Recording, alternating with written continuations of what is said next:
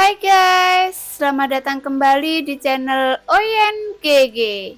Di video kali ini, kita akan melanjutkan cerita Donghua, Battletrap Devon.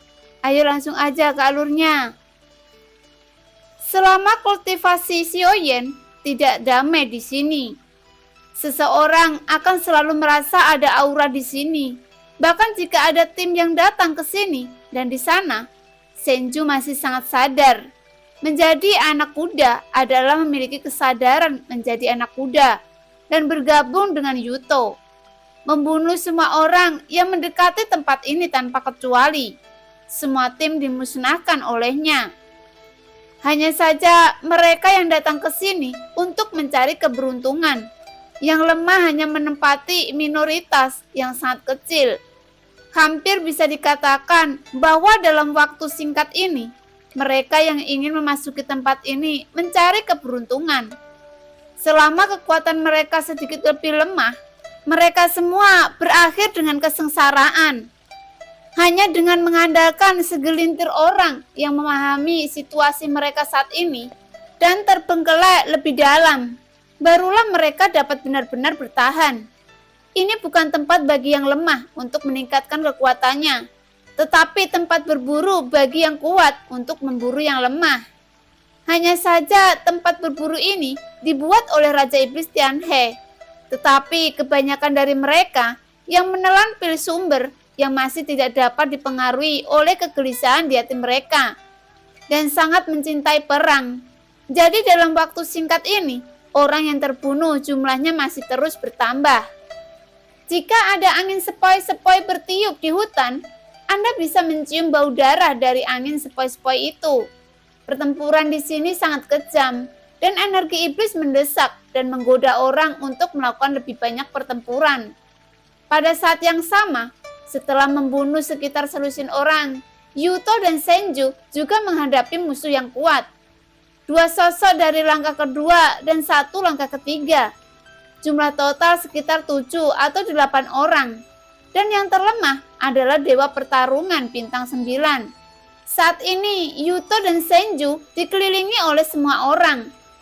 7 atau 8 orang ini tidak berbicara omong kosong. Mereka langsung menembak dan mengepung mereka berdua. Di bawah situasi saat ini, mereka akan mundur atau melawan sepenuhnya.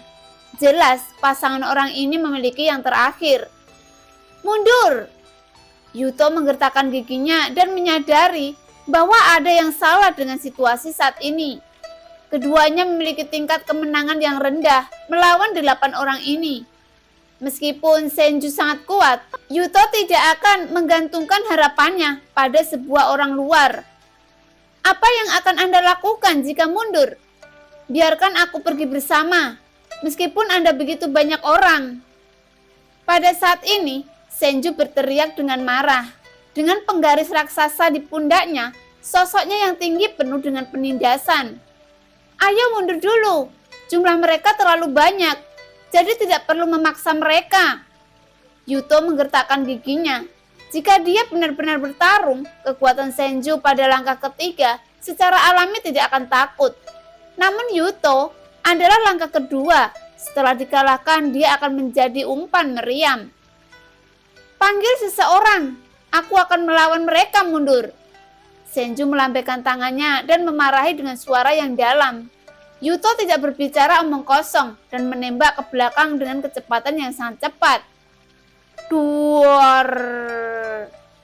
Senju melangkah maju dengan telapak kakinya, dan pada saat berikutnya, debu berterbangan di bawah telapak kakinya, dan sosoknya juga bergegas keluar. Seperti harimau yang turun gunung, menghadapi 8 orang ini tanpa rasa takut sedikit pun ketakutan. Karena dalam pertempuran ini, tidak peduli seberapa kuat kekuatannya, dia memiliki kemungkinan 50% untuk kalah. Berkelahi berarti tidak memiliki rasa takut dan takut sedikit pun. Inilah semangat juang Senju, semangat juangnya yang tak kenal takut. Pada saat ini, sisa dewa pertempuran mundur, dan 2 kaisar dari langkah kedua abadi bergegas keluar terlebih dahulu dan bertarung dengan Senju. Meskipun Senju adalah langkah ketiga, 2 langkah kedua ingin menghadapinya. dan itu tidak sulit. Lagi pula itu bukan penghancuran kekuatan mutlak. Kekuatan dari dua pembangkit tenaga listrik langkah kedua ini tidak lemah, dan tidak satupun dari mereka yang bisa berbaik hati untuk hadir dengan cara ini. Tapi Senju masih menggunakan kekuatan tempur absolutnya untuk mendorong keduanya mundur. Tetapi saat dia mendorong keduanya mundur, bayangan hitam besar muncul di atas kepalanya. Pada saat berikutnya, dia membanting ke arah Senju. Tuar! Suara tumpul disertai dengan dampak energi yang kuat dan melonjak ke arah sekitarnya. Kekuatan besar menyebabkan setengah dari seluruh tubuh Senju tenggelam ke tanah. Dan di atas kepalanya ada sosok dan kakinya muncul di tanah. Sebuah hantu cakar naga. Dan orang ini adalah yang terkuat di kelompok tim ini. Dengan kekuatan yang sama dengan Senju dan juga orang yang kuat di langkah ketiga keabadian Kaisar, dan yang tampaknya lebih mirip dengan Senju adalah gaya bertarung orang ini. Itu juga termasuk dalam bentuk kekuatan fisik. Hanya saja penampilannya berbeda dengan Senju dan perawakannya tidak dianggap tinggi. Tetapi ketika serangannya melanda, terdengar suara nyanyian naga bergema. Ketika Senju ditekan pada langkah ketiga, dua orang kuat lainnya dari langkah kedua datang untuk menyerang Senju lagi. Pada saat ini, Senju hanya bisa menggertakkan gigi, dan serangan itu berangsur-angsur menjadi gila, menahan pengepungan 3 orang melawan 1 orang. Tetapi ketiga orang ini bukan orang biasa. Sosok Senju mundur berulang kali, dan ada bekas luka besar dan kecil di tubuhnya saat ini. Tetapi untungnya, kekuatan fisiknya juga sangat kuat, dan dia abadi pemulihan yang kuat luar biasa. Dan untuk sementara, tampaknya mereka tidak ada hubungannya dengan Senju. Sudah hampir waktunya. 8 formasi Tianggang. Buka. Pada saat ini, orang kuat di langkah ketiga meraung, dan dewa pertempuran lainnya yang tidak berpartisipasi dalam pertempuran tidak duduk diam. Ketika Senju bertarung dengan ganas, mereka telah mengatur formasi dengan diam-diam, dan mereka bertiga juga jatuh ke posisi formasi saat ini. Semuanya memiliki kekuatan abadi yang kuat yang melonjak pada saat yang sama. Menghubungkan kekuatan abadi dari 3 orang, formasi tiba-tiba meledak menjadi cahaya yang menyilaukan. Seberkas cahaya menyapu langsung, dan murid Senju tiba-tiba menyusut. Karena ketika dia menoleh, dia menyadari bahwa lengan kirinya hilang. Jelas, sinar cahaya pertama ini hanyalah hidangan pembuka. Di saat berikutnya, sinar cahaya yang tak terhitung jumlahnya mengaum ke arah Senju. Jika semua sinar cahaya ini jatuh ke tubuh Senju, bahkan jika keabadian memiliki kekuatan pemulihan yang kuat, jika dia langsung dipotong menjadi daging cincang, itu akan menjadi ikan di talenan orang lain. Dan langkah ketiga keabadian juga bisa dilenyapkan saat terluka parah. Pupil Senju langsung menyusut, dan dia melihat cahaya berkelip-kelip di tangannya, dan beberapa perisai raksasa mengembun. Tidak hanya itu, dia mengeluarkan pil emas saat ini, menelannya di mulutnya, dan seluruh tubuhnya langsung bersinar dengan kilau keemasan yang dapat memperkuat pertahanan. Semua trik digunakan pada saat yang sama. Sinar cahaya datang dengan cepat. Perisai raksasa di depan Senju langsung dipotong berkeping-keping. Pada saat ini, kekuatan abadi Senju melonjak, tetapi cahayanya masih dipenuhi dengan kekuatan yang sangat kuat. Dalam sekejap, itu menembus tubuh Senju, dan dia masih tidak bisa menghindar setelah dicabik-cabik. Adapun jantungnya juga terekspos ke udara. Mata pria kuat langkah ketiga itu dingin. Pikirannya bergerak, dan sinar cahaya lain menyapu ke arah hati Senju. Bahkan jika pukulan ini tidak akan membuat Senju jatuh, setidaknya itu akan membuat kekuatannya anjlok. Kecepatan cahaya sangat cepat, tetapi pada saat yang sama, ada juga suara siulan dari ujung. Tuar! Detik berikutnya, raungan yang menusuk telinga terdengar. Sebuah penguasa raksasa yang terbakar dengan api melayang di depan hati Senju, dan cahaya yang kuat meledakkan penguasa raksasa. Terlihat bahwa penguasa raksasa itu panas, tetapi tidak ada tanda-tanda itu akan terpotong. Dalam waktu singkat ini, tubuh Senju dipotong-potong seperti akar yang patah. Dengan cepat diatur ulang dan memulihkan tubuh fisiknya dalam beberapa nafas. Setidaknya dia bisa memiliki kemampuan untuk menembak mundur. Wajah Senju pucat. Dia tahu pertarungan ini. Dia memang sedikit ceroboh dan dia meremehkan tim ini. Kemunculan tiba-tiba dari penguasa hitam yang kokoh ini juga membuat mata Senju menyusut dan semua orang memadat. Terutama 3 dewa yang mengalahkan formasi. Agak sulit dipercaya melihat pemandangan ini di depan mereka. Lagi pula formasi ini didasarkan pada roh dari mereka bertiga. Dipaksa untuk bergerak, kekuatannya terbukti dengan sendirinya. Belum lagi itu adalah senjata biasa. Bahkan jika dicampur dengan emas getaran, sangat mungkin untuk dipotong dan dihancurkan kecuali kualitas yang terbaik. Namun, yang mengejutkan mereka adalah penggaris hitam yang menghalangi cahaya mereka. Hal yang paling luar biasa adalah cahaya itu sepertinya tidak menyebabkan kerusakan. Dan bahkan tidak ada jejak yang tersisa di penggaris. Artefak macam apa? Sosok langkah ketiga yang paling kuat tiba-tiba mengecilkan pupilnya. Melihat bahwa penguasa hitam itu sangat tidak menarik, tetapi sangat kuat sehingga tidak meninggalkan jejak. Betapa kuatnya itu pasti teknologi stick yang bisa melakukannya. Namun secara keseluruhan sangat sulit. Mereka bertiga segera melihat ke arah datangnya penggaris hitam dan melihat sosok dengan sayap hitam dan emas di belakang mereka. Pada saat ini, sayap hitam dan emas tidak mengepak. Neng Xiaoyan juga melayang di udara. Hanya ketika kecepatan dibutuhkan, sayap hitam dan emas akan bergerak. Orang ini, sosok keabadian dari langkah ketiga, semuanya memandang Xiaoyan. Seperti Senju yang masih tersipu oleh kekuatan tubuh asli Xiaoyan pada saat pertama. Dewa pertarungan. Mereka bertiga sangat tercengang. Pada saat ini, Senju yang menstabilkan sosoknya setelah menembak ratusan kaki ke belakang, tersenyum masam. Seakan senyum ini sepertinya menertawakan dirinya sendiri. Karena sebelumnya, dia mengatakan hal yang persis sama, dan bahkan meremehkannya sedikit. Nanti mereka mungkin akan mengerti bahwa dewa petarung yang suka berpura-pura menjadi babi dan memakan harimau, orang ini dapat langsung membunuh orang kuat di langkah ketiga keabadian kaisar dengan satu pukulan. Bahkan Senju tidak dapat menembus kekuatan sejati Xiaoyan, karena meskipun pukulan itu tidak mendarat, dengan orang yang kuat mampu sampai sejauh ini. Rasa krisis kematian pasti tidak salah. Goyan, pecahkan formasi ini. Xiaoyan mengabaikan keterkejutan ketiga orang itu. Tetapi mereka sebenarnya adalah ekspresi sarkasme dan berkata dengan dingin. 3 nafas. Mereka bertiga sedikit aneh ketika mendengar kata-kata itu. Seolah-olah penampilan Xiaoyan terlalu tiba-tiba dan dia juga dewa pertarungan. Tidak memilih untuk langsung menyerang Xiaoyan untuk sementara waktu. Dan hanya menunggu dengan tenang selama 3 nafas.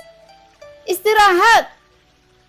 Setelah 3 nafas, suara tegas datang seperti yang dijanjikan. Saya melihat fluktuasi tidak teratur dalam formasi yang diatur oleh mereka. Dan kemudian terdengar ledakan keras. Dan para dewa pertempuran di sekitarnya langsung tergoncang. Mengeluarkan seteguk besar darah, menyembur keluar bersama organ dalam yang rusak. Dan ketiga makhluk abadi itu menderita luka yang lebih serius. Beberapa sinar cahaya tiba-tiba memadat dan menyapu mereka. Dalam sekejap itu jelas formasi mereka. Tetapi tiba-tiba tidak teratur dan serangan itu menjadi bencana besar. Ketika cahaya menyapu, 3 dewa termasuk langkah ketiga, semua lengan dan kaki mereka patah dan corak mereka berubah drastis. Mereka semua mengeluarkan desingan dingin dan ketika mereka melihat Xiaoyan lagi, ada sentuhan keterkejutan di mata mereka. Karena mereka tidak tahu bagaimana Xiaoyan melakukannya. dan mereka jelas tidak melakukan apa-apa. Dan formasi mereka hancur begitu saja dan menyebabkan reaksi balik pada mereka semua. Dan para dewa pertempuran itu juga menderita luka dalam serius. Kamu hampir membunuhnya. Baru saat itulah suara Xiaoyan keluar perlahan. Ketiga dewa kurang lebih cerdas dan mereka dapat dengan mudah mematahkan formasi mereka.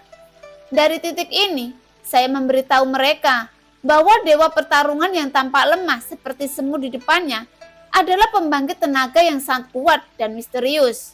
Hanya saja, dalam pandangan mereka, gelombang aura yang dipancarkan hanyalah dewa pertarungan.